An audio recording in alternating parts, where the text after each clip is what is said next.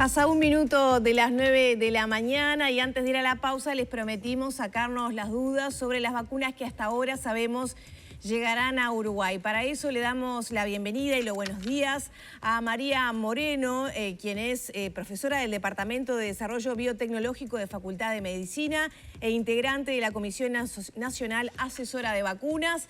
Nuevamente bienvenida a Arriba Gente, doctora. Buenos días.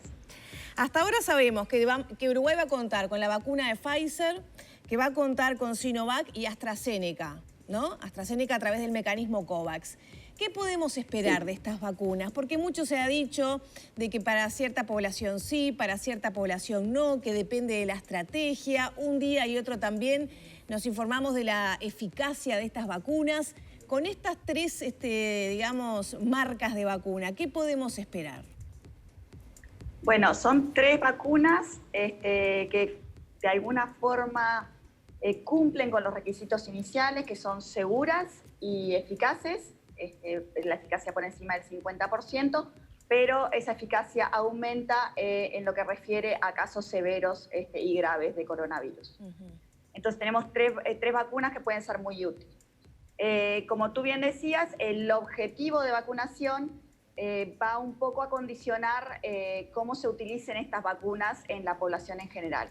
Obviamente va a depender también de la cantidad de dosis que obtengamos y de cuándo lleguen cada una de ellas y en qué medida van llegando, ¿no? Entonces, en ese sentido, se trabaja sobre, como siempre, el objetivo principal, que es proteger lo que implica el sistema de salud, y en ese sentido entran ya sea el personal de salud, como pueden ser también adultos mayores, que sabemos que están muy expuestos y son los que tienden a entrar dentro del sistema de salud, o sea, en los CTIs y demás, y terminan colapsando el sistema.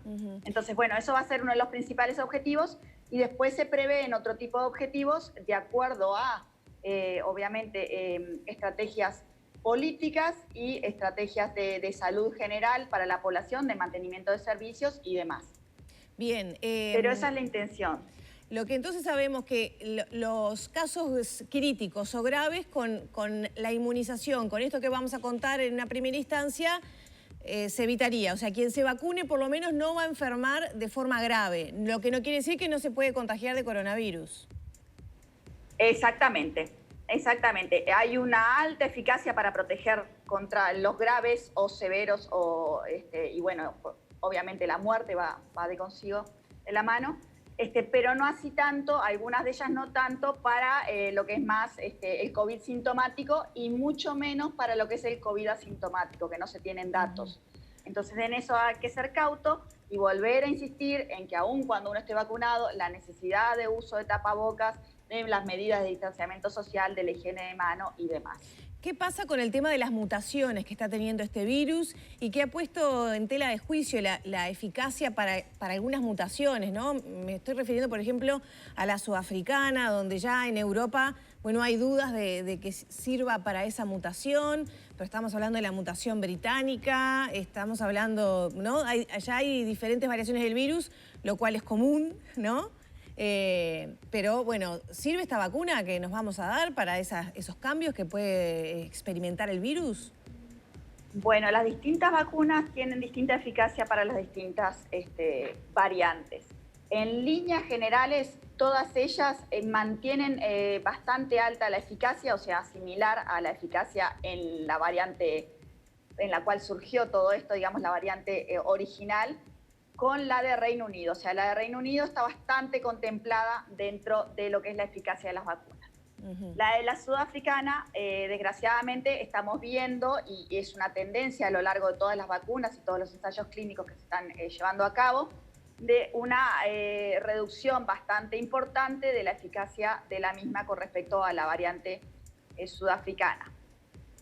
Bueno, y después con respecto a la brasilera no tenemos mucho dato porque no hay ensayos clínicos que hayan contemplado una gran incidencia de la variante brasilera dentro de estos ensayos clínicos, por lo cual no es fácil prever de antemano cómo se va a comportar.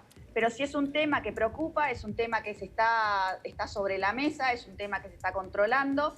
Se está controlando ya sea a nivel nacional, tratando de secuenciar y ver qué variantes están entrando al Uruguay.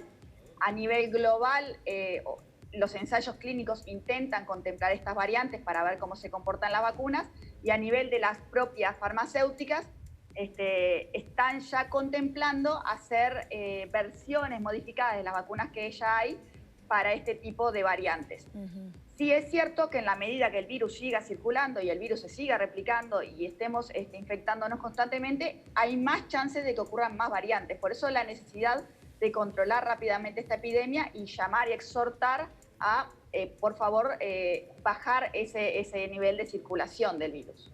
Profesora, usted lo decía recién y prácticamente en casi todas las notas que realizamos con científicos, con médicos que están permanentemente actualizándose de lo último que hay a nivel de información de coronavirus en el mundo entero.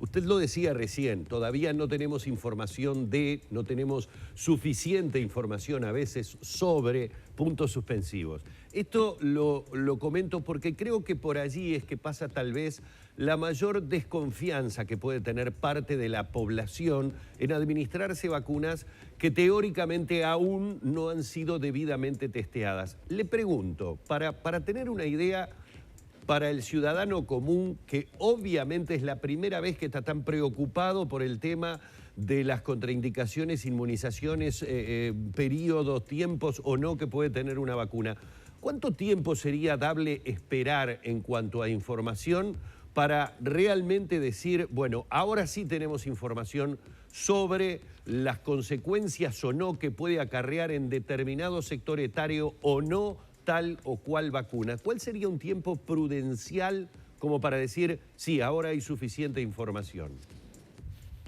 Bueno, es muy difícil ese tiempo. Estamos en una situación, obviamente, en una primera ola que golpeó bastante fuerte porque no lo esperábamos en Uruguay, o lo esperábamos, pero no lo queríamos ver.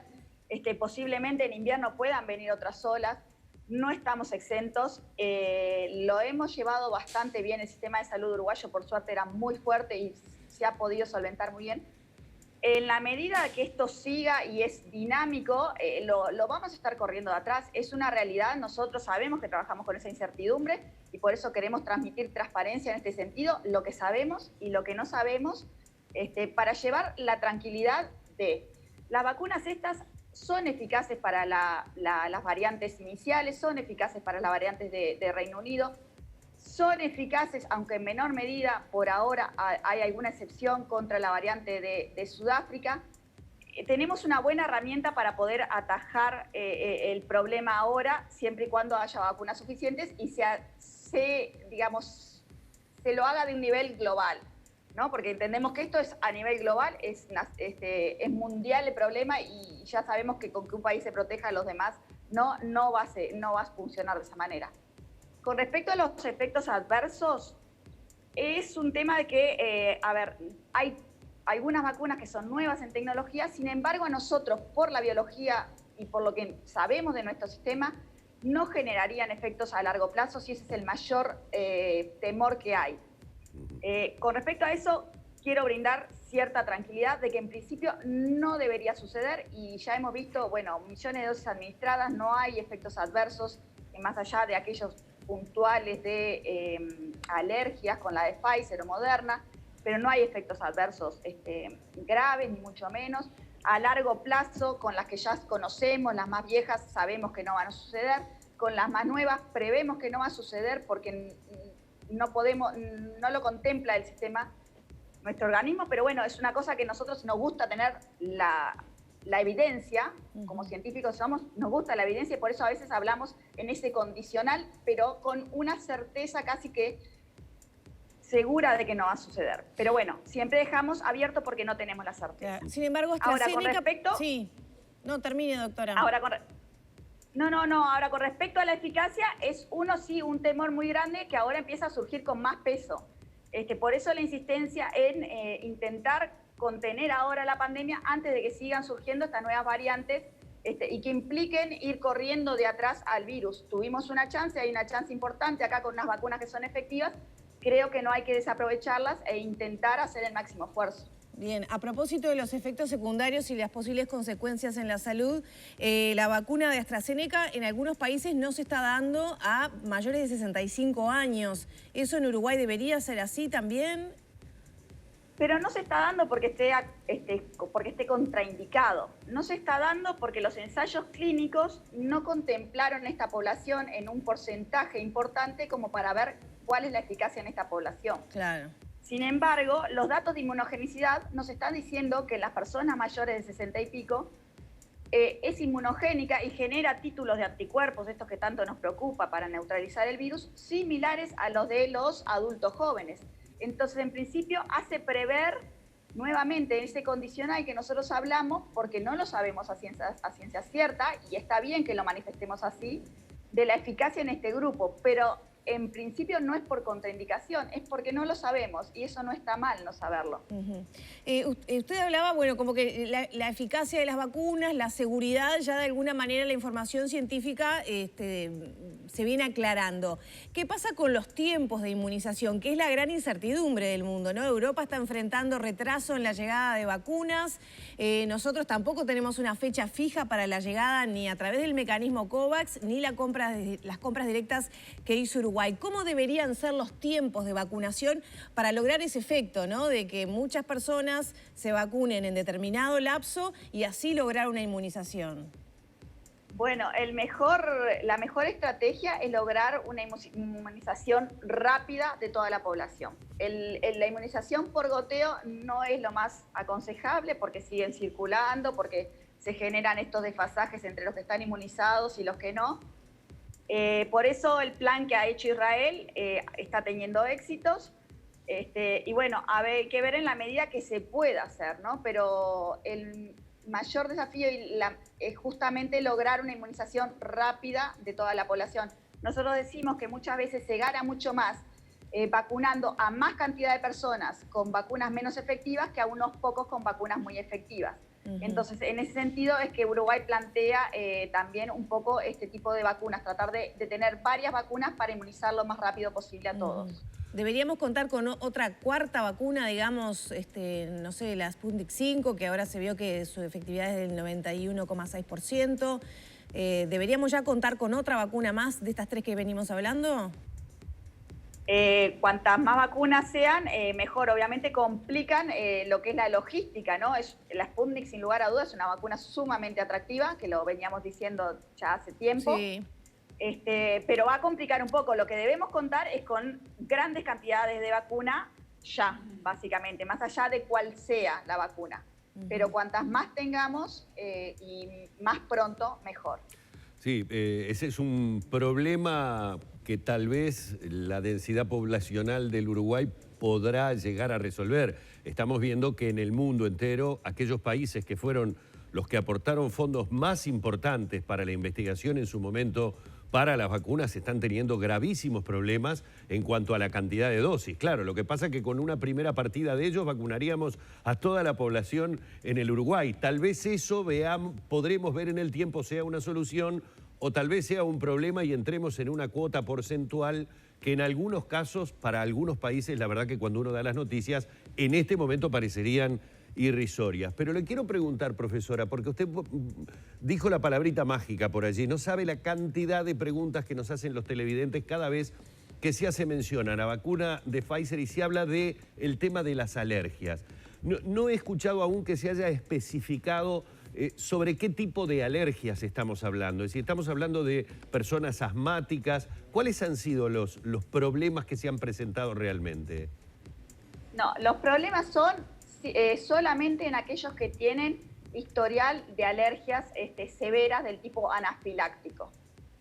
Solamente aquellos. En esos casos o no se recomienda la vacunación o en caso de que esté muy en riesgo la persona o esté muy expuesta, se recomienda la vacunación contemplando que el individuo cuando se vaya a vacunar se mantenga de alguna forma en observación por un periodo de 15 a 30 minutos para evitar esta reacción alérgica del tipo anafiláctico. El alérgico común no le pasa nada.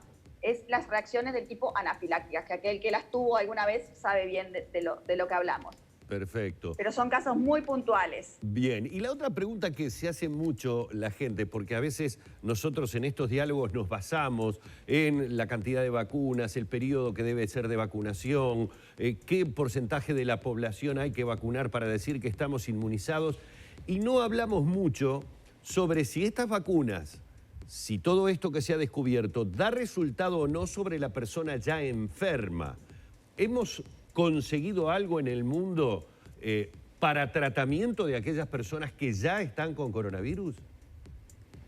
Hay algunas terapias de tratamiento, sobre todo más del tema inmunológico. La patología del coronavirus tiene un componente inmunológico muy importante y hay desarrollo ya sea del suero de personas convalecientes, o sea, la plasmaferesis, o anticuerpos monoclonales, el Regeneron.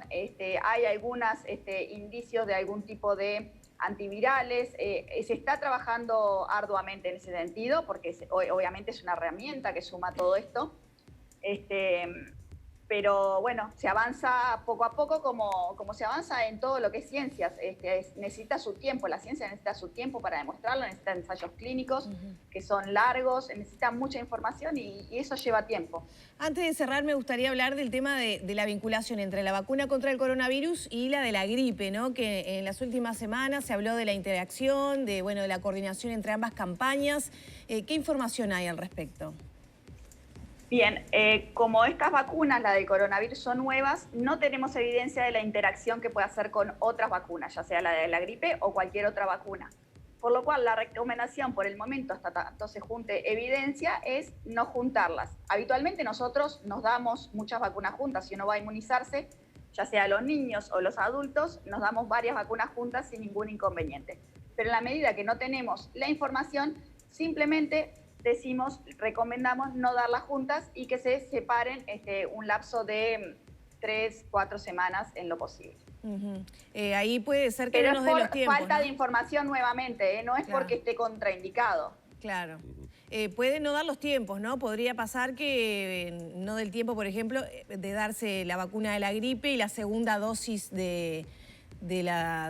contra el coronavirus. Ahí puede haber un problema, Bueno, ¿no? por eso preocupa mucho. Sí, preocupa mucho en ese sentido. Por eso insistimos en cuanto antes lleguen las vacunas y logremos vacunar a aquellas personas más vulnerables, que generalmente también resultan ser las más vulnerables para la gripe, mejor, porque nos dan tiempo a que cuando llegue la gripe inmediatamente también podamos administrársela.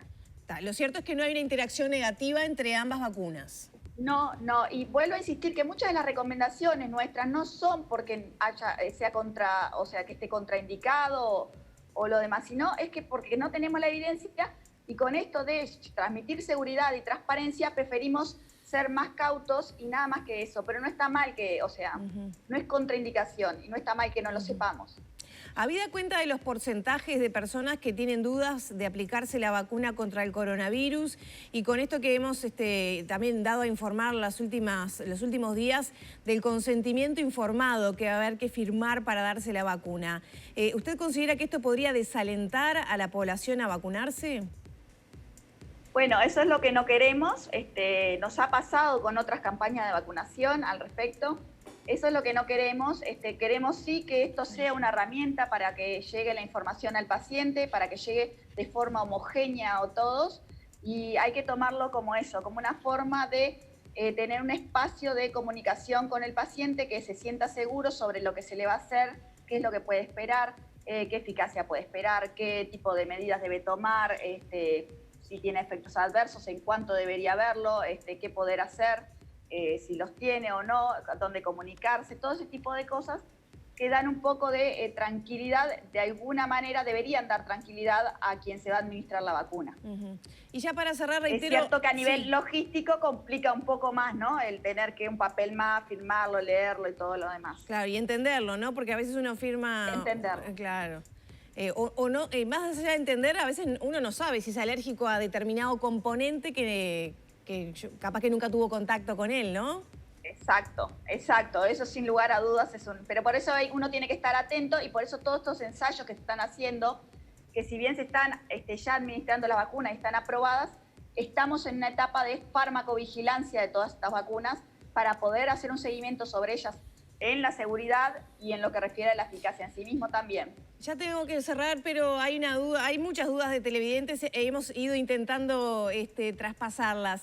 ¿Quedó alguna duda de lo que hablaban con Humberto sobre qué pueden esperar los asmáticos de esta vacuna? ¿Hay temor por el tema de alergias? ¿Tiene la misma eficacia la vacuna para una persona asmática que para una no asmática? Sí, en principio sí. Los asmáticos deberían vacunarse porque son personas que podrían llegar a estar contempladas dentro de las comorbilidades. No debería haber, las reacciones alérgicas son más bien, en la de Pfizer y la de Moderna solamente, son más bien a un componente lipídico, nada tiene que ver con el asma propiamente dicho. Entonces no hay contraindicación al respecto y deberían vacunarse tranquilamente. Bien, muchísimas gracias por este contacto con Arriba Gente, por sacarnos las dudas y seguramente, bueno, entremos en contacto en las próximas semanas para seguir sacándonos otras dudas que puedan surgir. Claro que sí, acá estaremos. Bien, muchas gracias por esta... Que tengan buen día. Bien, gracias por esta generosidad entonces de pasar el lenguaje común y corriente, ¿no? Esta información que viene desde la órbita científica, porque esto aclara, esto da, bueno, información para tomar las decisiones, así que lo valoramos, es muy importante. Cerramos por aquí entonces el diálogo con María Moreno, profesora del Departamento de Desarrollo Biotecnológico de Facultad de Medicina e integrante de la Comisión Nacional Asesora de Vacunas.